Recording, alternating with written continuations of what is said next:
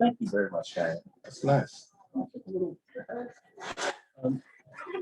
Before we get started digging into the book of Genesis, I'm sure we're all familiar with it, right? We've all had some level of exposure to the book of Genesis, and it'd be important just to really kind of go around and kind of talk about what we know of the book of Genesis and, you know, how it's been a part of our lives. I'll lead out. My first real exposure to the book of Genesis, of course, as a kid, you hear little stories, there's flannel graphs at Sunday school and things of that nature. But the first time I ever really studied the book of Genesis, thank you, Aunt Beth. Yes. Very well. Let there be light. Let there be light, indeed. Yeah, and the light is good. My first real study of the book of Genesis was in high school. I wound up going to a Lutheran high school for my last 2 years, my junior and senior year, and we did, it was a mandatory class, was on the book of Genesis. And one of the things that the teacher expressed when we started the class was, in this book, not only do you find the beginning, but you find everything that you could possibly imagine for your Christian walk. And indeed, I believe this to be true. So that's really kind of a lot of why I was excited to kind of dig into the study here, because I think it's just kind of really just in every way foundational. There's so much there, it's so rich and enriching, and there's a whole lot that we as a community would really benefit from by taking a moment to take a look at it. Anyone else have any thoughts on Genesis? Well, this is my favorite book of the Bible, and that's why I came today. I married into a Jewish family 50-some years ago, and my father-in-law was Jacob Israel. Ah, there you go. And it's all the stories that I love, but third grade Bible history, the pictures and the stories. I remember Adam and Eve and the apple tree, and a lot of other stories. Jacob and then Joseph and the coat of many colors. Yeah. Some of my favorites. It's really interesting too. You'll find, and we'll talk about this a little bit more as we dig into it. There are these stories of incredible tragedy, parried by incredible triumph. And there's something I think that the Lord would have us to know of what we experience in life, right? We've got these incredible valleys, these incredible descents, like, you know, like Joseph experienced down into the well, Right. Only to be lifted high, you know, through our faith and faithfulness. And so there's a whole lot to go on there. So we should dig in. Let's go to the beginning. Whoever said there's no baseball in the Bible, it's right there at the beginning of Genesis, in the big inning. Oh, It's right there. but it's not in my translation. Oh, there you go. I'm looking forward to hearing some of this translation too. This is different. I usually work with NRSV, but I have other translations. Anybody else have something different than NRSV? Well, because it's Genesis, I brought my Torah commentary from the conservative tradition called Tree of Life, Eitz Chaim. And the translation in English it's a Jewish contemporary translation instead of ours. Oh, good. A little different. I mean, I can tell right off you're reading from back to front.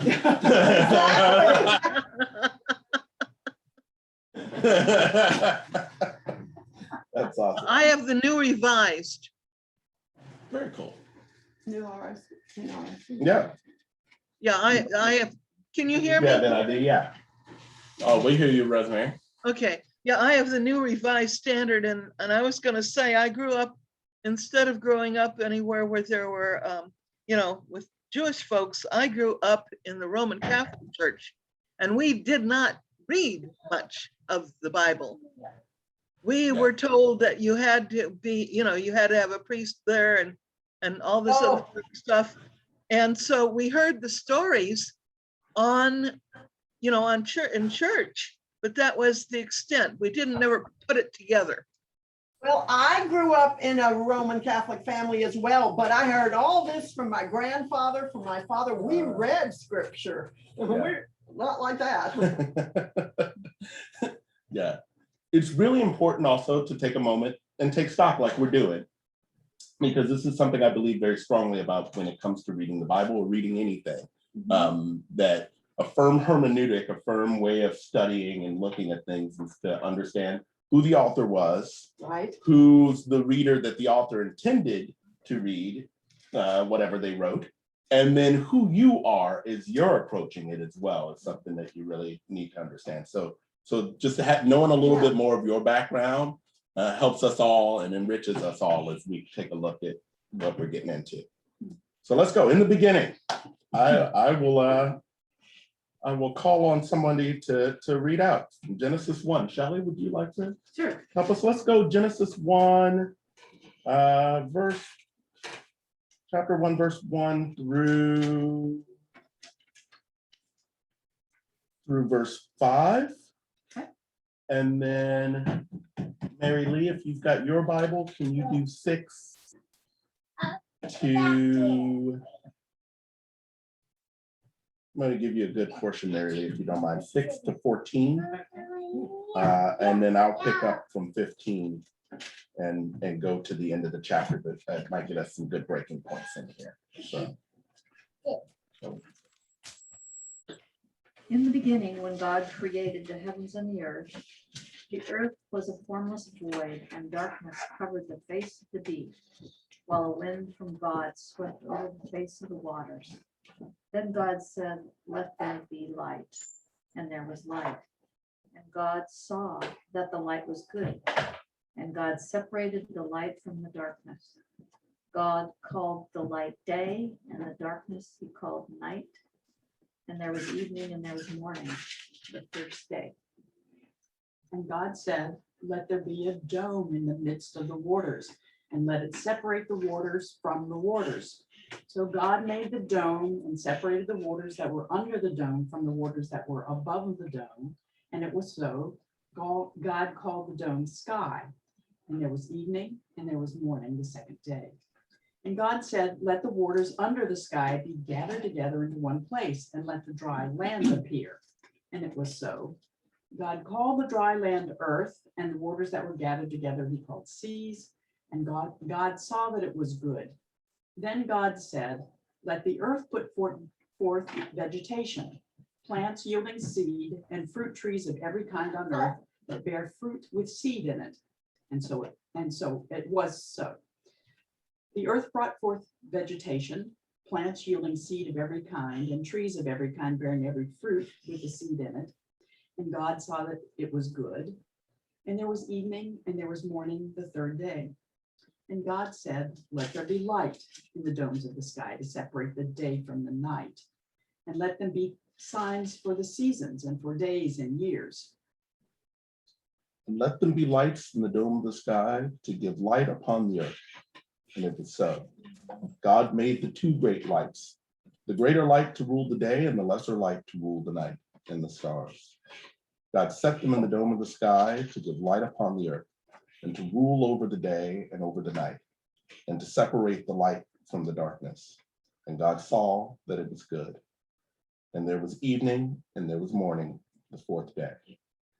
Let's take a moment and stop here. There's a lot to chew on here. Obviously, this is allegory. Obviously, this is symbolic language. Science has advanced enough for us to know that the sun probably existed before the earth. But I love the richness of the poetry here, and I love just the wonderful and beautiful. I think back to when I was a kid, just how comforting the notion of intention within creation was to me. How much that I really felt that when I came across this as a kid. Other things to notice? Anyone notice anything else there that's? It's interesting, he does an action and then he reflects on it and decides it's good. Mm. It's like, did he think it might not be good, or what is good about it. They repeat, it's repeated several times after every action, and he thought it was good. Yeah. Well, I'm not sure how to interpret that, to be honest with you. Except that the authors of the book were writing to talk about divine nature. And this was written, of course, what, 4th century or something, I forget, somewhere in there. This starts off talking about the nature of God and God's plan for man. At the very beginning, his plan was that all would be well and all would be good. And that's a faith statement, the authors at the time. Thank you for bringing up authorship. Tradition would hold, at least when I was a kid, what was always bantered about was that this was written by Moses. Right. Which that's a very wonderful way to get people to listen to what you have to say. Because if you're just, Shlomo Joe from Idaho, like nobody really cares what you think, but if you come and say like, hey, I found this, it was written by Moses, that's gonna stick. People are gonna have to pay a little attention to it. So, tradition would hold that it was written by Moses. There's some beauty in that. Moses certainly was a man of letters. He was well educated. The community would definitely not question the authority of it. And they became Torah in large part because if Moses believed in it and was about it, then I'm about it too. And that's a rich thing. But also in thinking of that, there's been centuries of interpretation and thought that goes into the experience of reading Genesis that has always happened with the reflection being that Moses wrote it, right? So there's an inflection of the theological thought that's there, that's just been a part of the Christian tradition, largely based on this idea that it's Mosaic writing. So there's another idea too, that he hasn't created mankind, and mankind is created to have free will. And free will means that you can turn away from God or turn toward God. So this is good because nothing in here is, it's almost like robotic. It doesn't turn away from God. It's good. It's almost our concept of heaven, where it's functioning in a way that God created it, and it worships God, and it glorifies God, and it's of God. Whereas we can make a choice later on to not be of God. So it's before the invention of sin. yeah. Not so good. Well, there's It's also also- this. Yes. It's also written in beautiful pattern and, like poetry pattern. This and then this and then this and then this. And I forget my English teacher would have real problem with me because I don't know that. All I can remember is iambic pentameter, and I know it isn't that. But it's written like that. Another, I'm thinking of the kind of poetry like The Raven, or that sort of poetry. It's very beautiful. So that it kind of runs over the tongue in an interesting way. Not to bog us down, but Yeah. there were many other creation myths Sure. that were a part of the ether in the same era that Genesis came alive. And many of them have a similar style and a similar rhythm and poetry to them. And so this was the writing fashion of the day. And so, but another thing that I noticed here, and I want to definitely flag, is how God creates, right? Yeah. There's this notion of the breath of God, the speech, God speaks it into existence, and therefore it is, which is very enriching and will have some theological touch points as we go through more of our reading. It's definitely something to be on the lookout for. If Kind there's of something in the Unitarian. nature of God and speak. Yes, yeah. Yeah. Mhm. I wanted to mention a couple of things that are in my translation that Please you do. wouldn't notice. This is a Jewish Torah commentary from conservative Judaism, which is in the middle between the Orthodox and Reform. And there include a lot of commentary. I thought it interesting. The first few words are when God began to create heaven and earth. That's really And the note says, the conventional English translation reads in the beginning.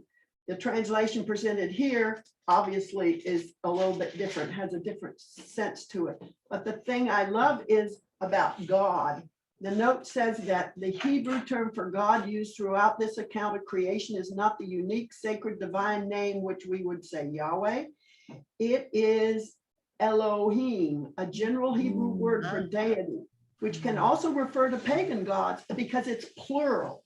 It's a plural noun, almost always appears with a singular verb or adjective, connoting universalism and abstraction, which is appropriate for the God of creation. I thought that was. That's awesome. It says also Trinitarian. about what? Trinitarian. Trinitarian. Could be interpreted Yeah, that way. plural. It's Mhm. like speaking to an assembly. It's not speak as the Mhm. royal we, I would say. As we move on, we're going to find another telling of this same story. And it's my favorite part of this creation story. In Genesis 2, the translation would have it, let us make man in Yes. our image, right? So Exactly. this Oh, notion oh. of God being, you know, And there's a great note multidimensional. about that in this book too. I'll have to remember to share. We will get there.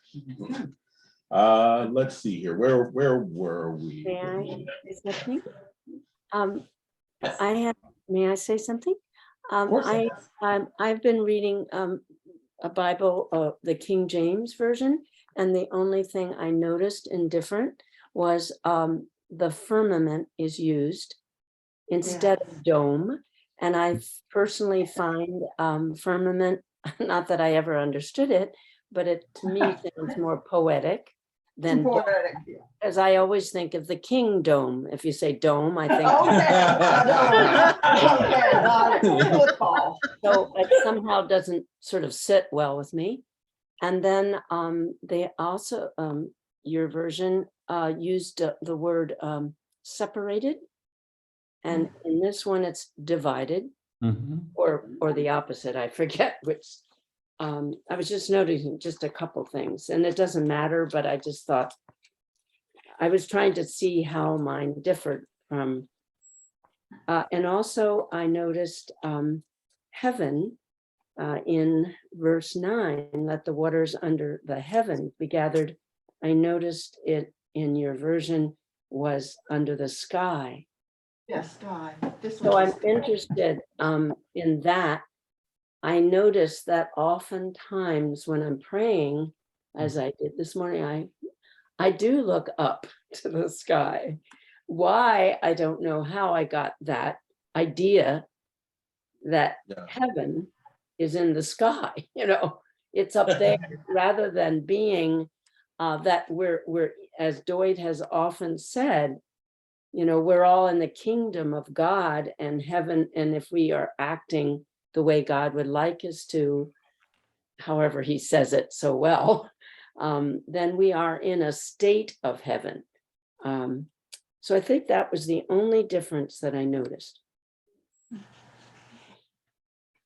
Oh, this is a cool note.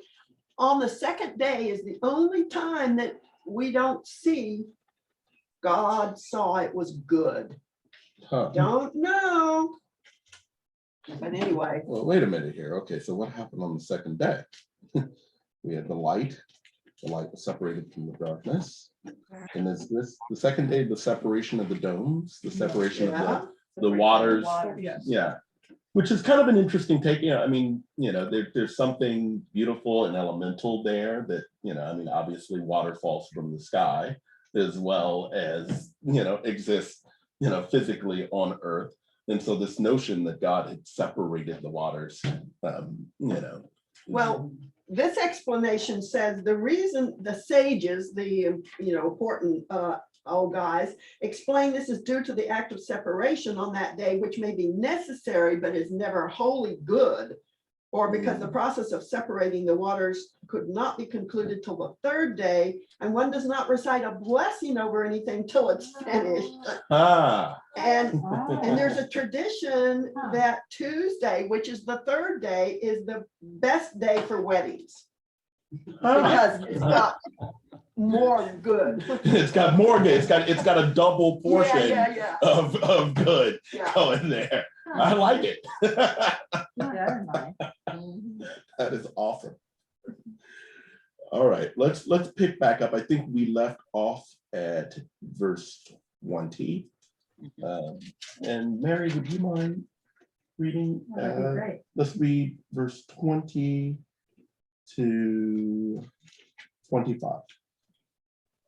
And God said, let the waters bring forth swarms of living creatures, and birds fly above the earth across the dome of the sky.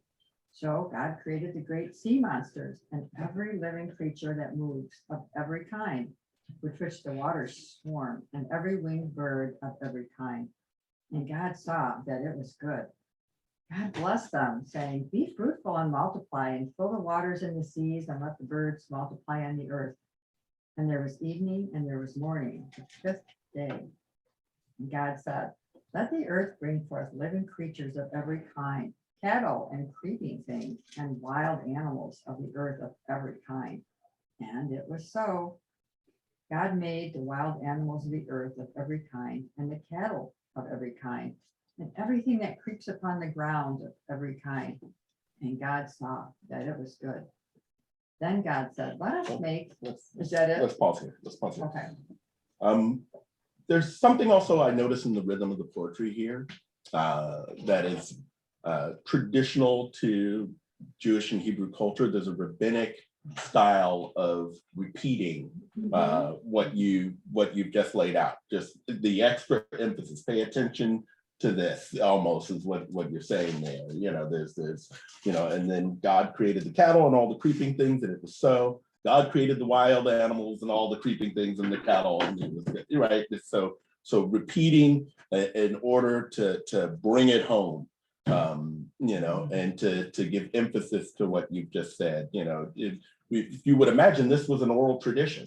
Mhm. Oh, absolutely. So how can anyone keep something in their mind unless it's something that's Got a repeated? rhythm to it. Exactly. That's why we sing things we remember. That's right. That's probably why it goes back to kind of Al's question of why is God saying it's good? And it's not God that's saying that, it's who's ever telling the story Mhm. is saying, and he did this, and guess what?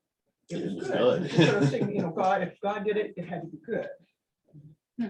It's also setting the stage for it to be the history of the Israelite peoples. It's not all the world or all peoples. It's something that there are other, as you said, creation stories. But this one is specific to set up the history that follows throughout all of the Pentateuch.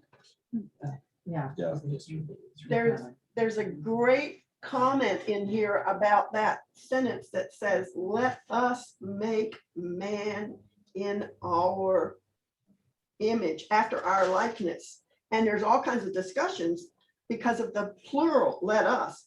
This Commentators. is coming though. we haven't read it yet. We have, we just read that. Oh, it's coming. This is the very next verse. Oh, it's the next one, sorry. The very next verse. That's why we took a pause here. It's always blown my mind that though Bedouins, with limited access to modern science, they actually got the as science as we understand it, they actually got the progression right when it came to the animals. First, God made the animals in the sea, and then from there sprang the animals on land. That's always blown my mind. That how could they have how could they have known that? How could they have gotten that right? So truth is as good as myth, right? Yeah. Or maybe perhaps this is proof yet again of divine inspiration. That at some point the vision for all of this beautiful creative writing came to someone, and it just so happens that it's lined up pretty right according to science. Which is also interesting because we've spent in our culture goodness, at least a good 100 years now, arguing between the science and the tradition. And there's so many beautiful areas where science and the tradition meet. And maybe we should spend a little more time celebrating that than arguing about Scopes' monkeys and all of that other stuff. Bill, if you wouldn't mind, can you read from 26 to, let's see here, 26 to 30.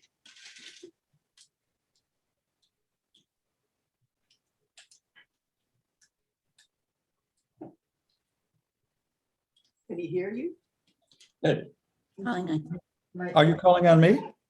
Oh, yes, Yeah. sir. Oh, yeah. Okay. I'm sorry, I was reading ahead, teacher. I'm sorry. Okay. Then God said, let us make man in our image, according to our likeness.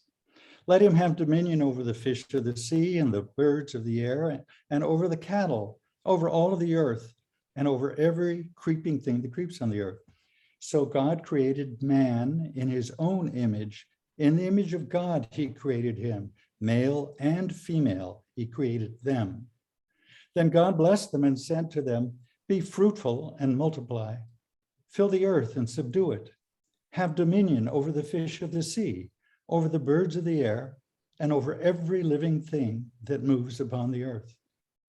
And God said, see, I have given you every herb that yields seed, which is on the face of all of the earth, and every tree whose fruit yields seed.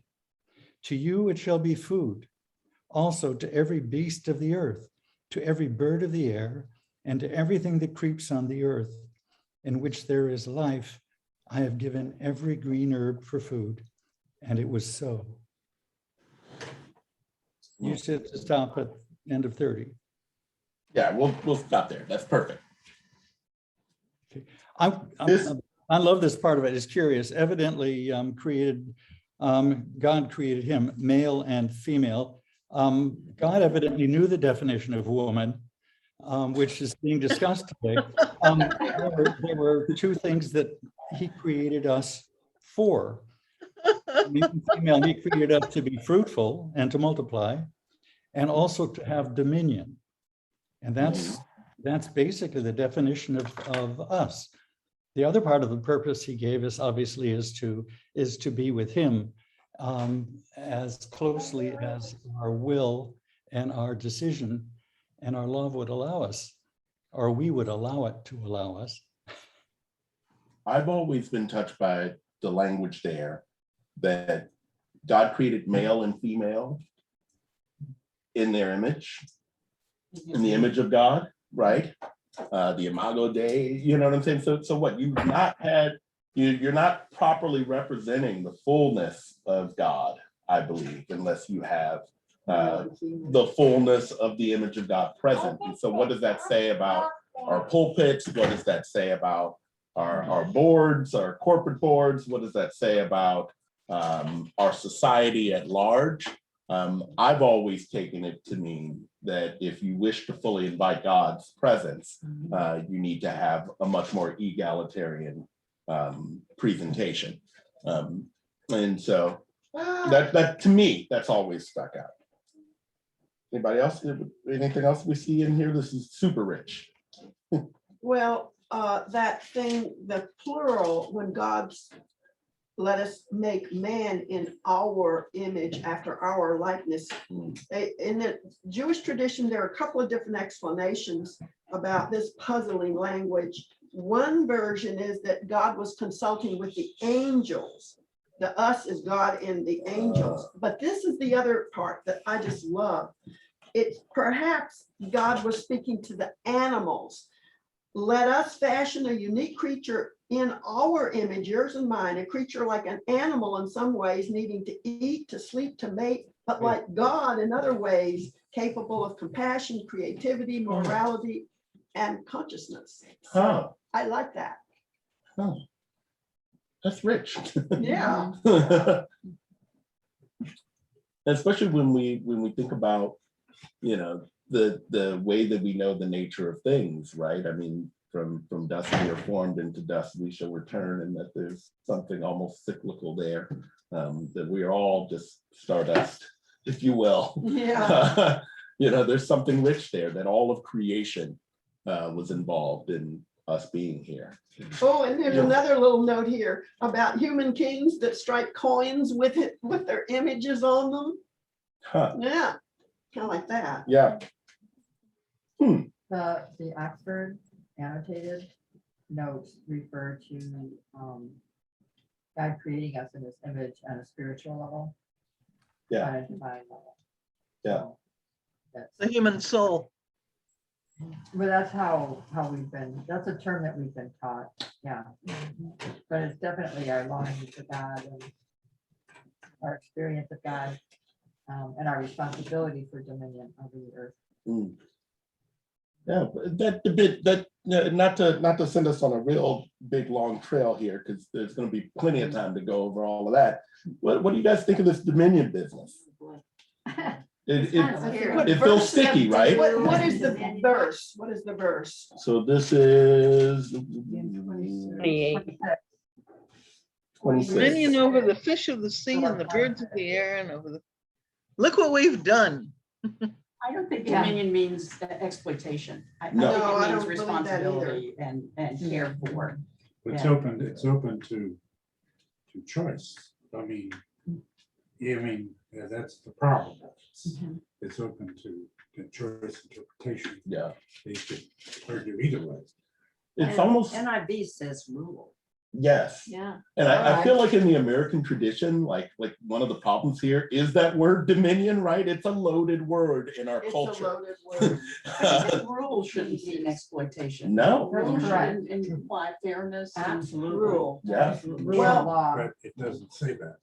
But rule to me is. What do you more have This in has there? an insight. I totally agree. If you rule, you're Animals- supposed to still be a caretaker or gift. Can I have a minute, please?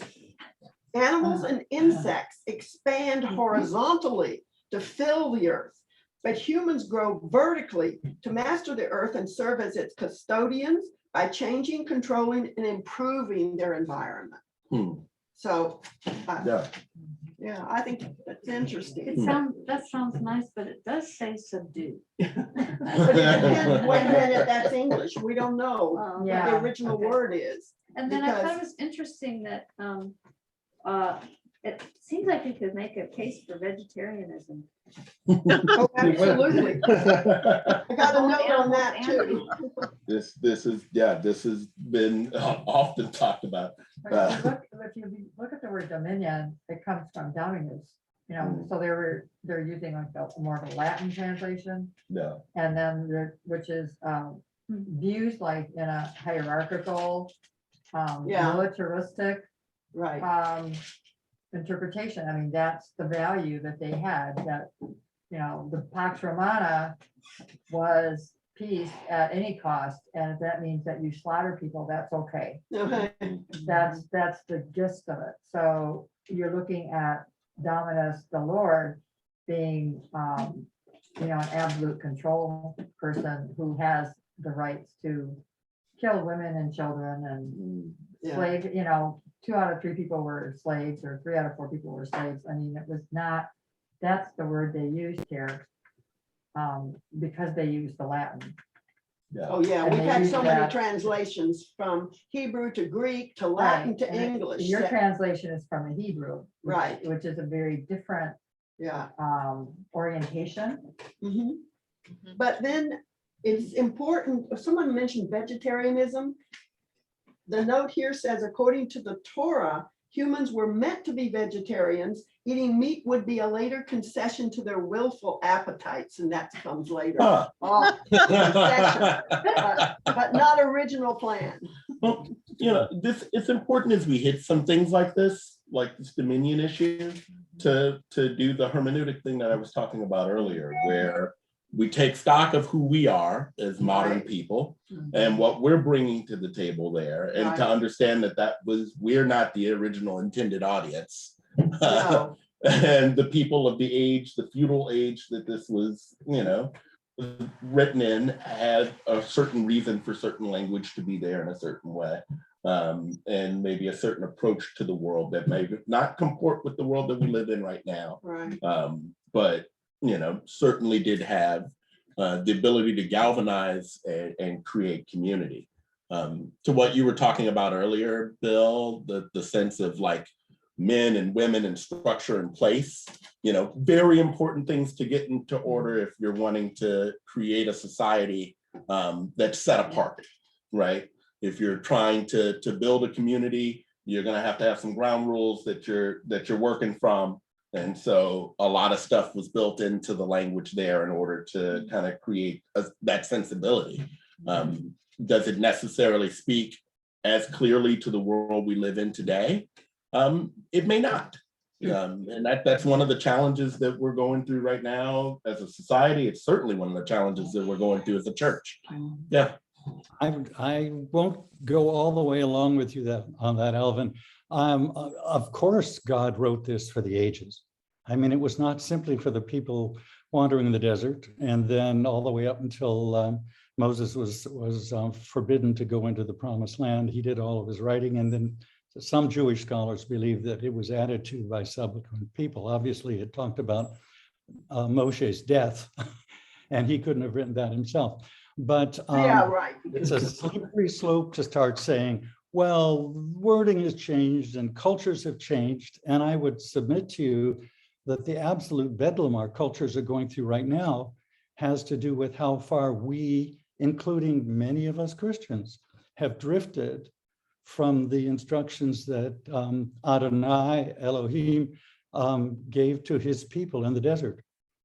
Yeah, I personally believe that the story of mankind has always been adrift.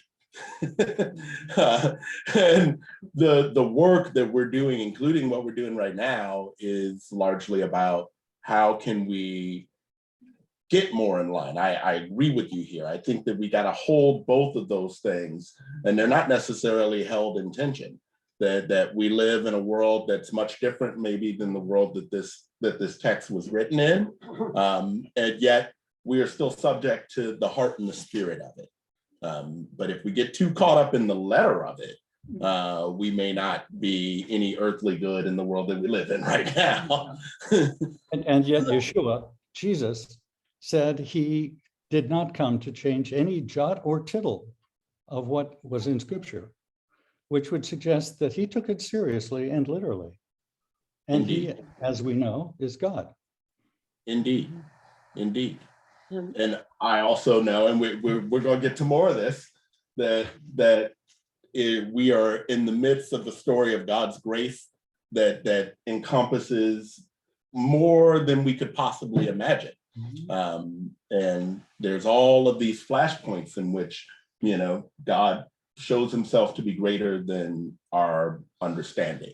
And so to me, when it comes to, all of the flashpoint issues of the age that we live in, I think often about the fact that, God is so much greater, and what we're called to do is to love through it all.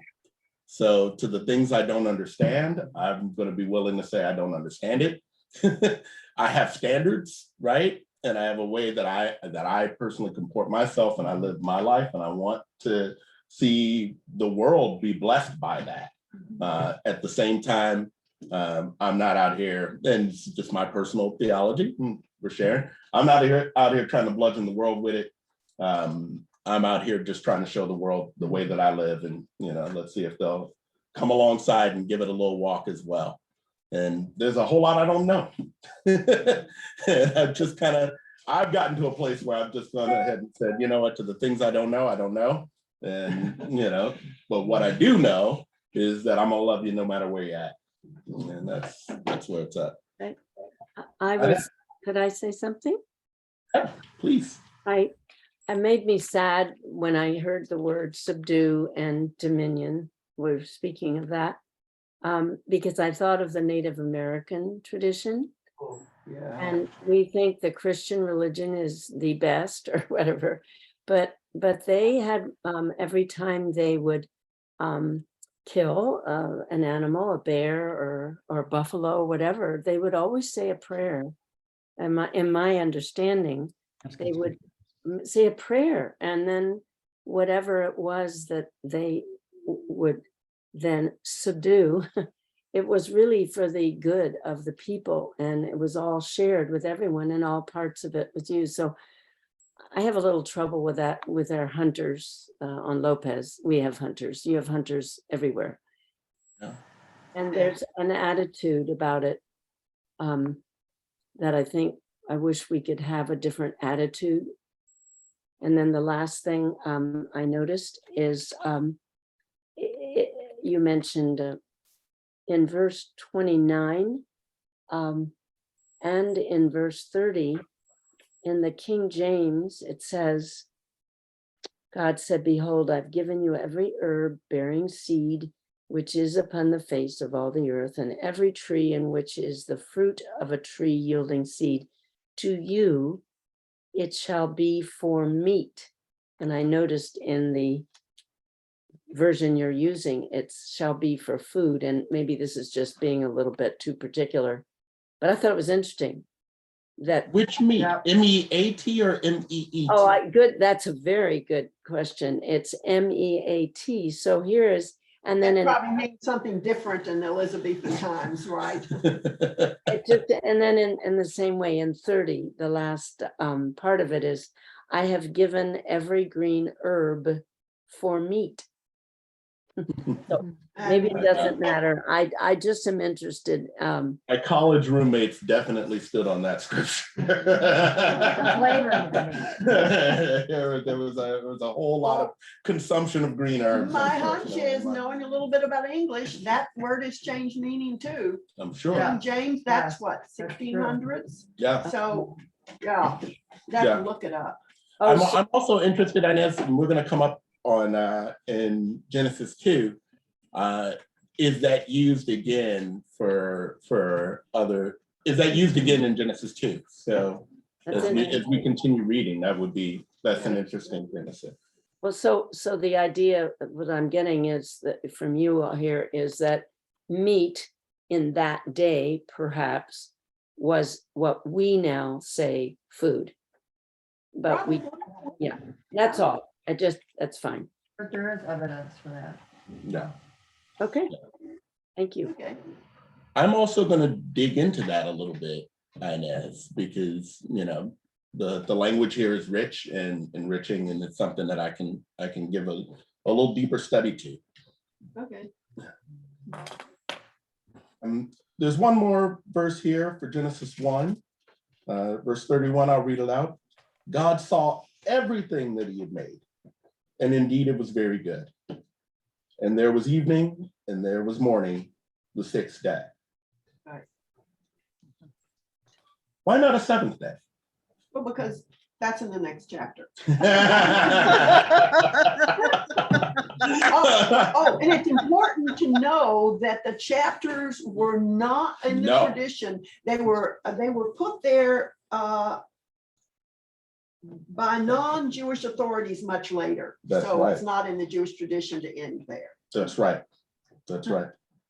What does that mean? The Protestant Bible, Christian Bible? Who knows? It just says non-Jewish authorities divided and put the chapters in. So it's probably Christian. Well, in oral history, you Right, don't yes, necessarily have yeah. chapters, you Yeah. just be telling your story and putting in pregnant pauses when it was necessary. I think it started with Jerome and the Vulgate. I don't know if you guys have heard of this. It was Yeah, the yeah. first That is Latin correct. translation. And Mhm. so when Jerome was putting together the Vulgate, he gave it some sort of way of indexing where to find things and some structure and.